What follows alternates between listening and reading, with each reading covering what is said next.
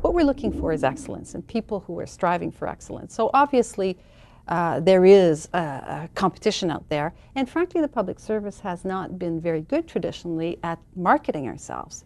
But what we have to market is the jobs, the value of the jobs themselves. They're wonderful jobs. You can do just anything in the public service. You know, you can be an astronaut, you can be working on a ship, you can be helping a widow getting her old age assistance check.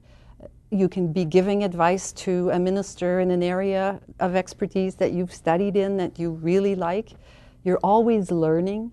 There's always room to do something different and something interesting. And you are truly making a difference in the life of our country.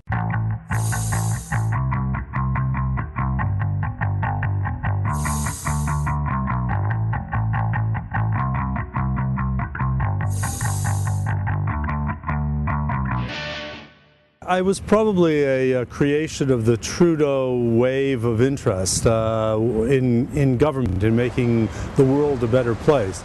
So, how has the job changed? First of all, the nature of the issues have become more complex.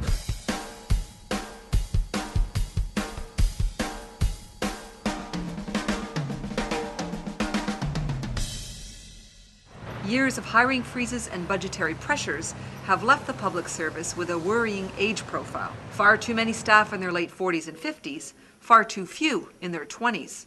So how does the public service go about recruiting a new generation of fresh, bright, young people?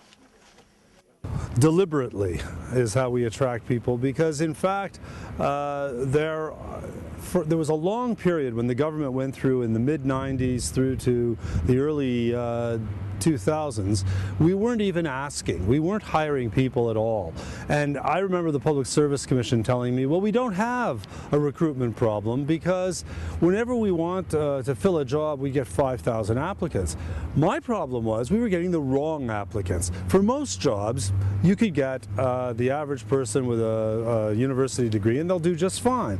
But you need 100 change agents a year to come into the public service because they're deeply bright and they're going to have ambition to deal with some of the big crunch issues that the country faces. So, your party leader expects loyalty.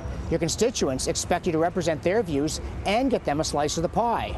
Unfortunately, some of the issues really are very complicated, and you don't have clear instructions from back home or from on high about what you're supposed to do about these things. How on earth are MPs with the limited time available to them meant to master all the complexities of this kind of issue and at the same time remain faithful to the people who sent them to Ottawa in the first place? It's a daunting challenge.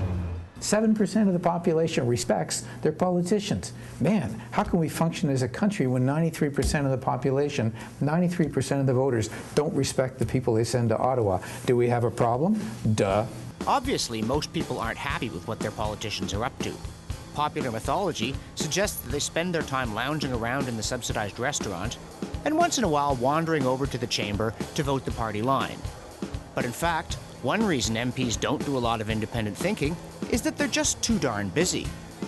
It takes several hours typically to get prepared for a day because it's important to understand what the current events are of the day, because that will impact later on the day whether I'm trying to stand up in question period and question the government or make a statement. I have to know what's going on. Governing is a complicated matter. MPs have to deal with an extraordinary range of things, on many of which they can't expect to be experts coming in. So how do you cope with all the complexity and specialization without drifting away from the people who sent you there in the first place? We are elected to be citizen representatives, are we not? So we are here to represent the people. The people are not experts on everything. We have staff around here. We have the Library of Parliament that allows us to get research done, and I avail myself of that service often. So there's lots of expert opinion around here, but never lose sight of the fact that we do not want to have a legislature that is full of lawyers, that is full of people who are there simply because they're experts. This is a democracy. If it's messy, tough. We pass some bad laws, live with it, okay? This is a country that has a democratic tradition here, and I believe we need more citizen politicians, not fewer. Now here's a question that's always interested me. With their busy schedules, how do our members of Parliament keep fit? Or do they? I spent some time with some who do, and one who tries.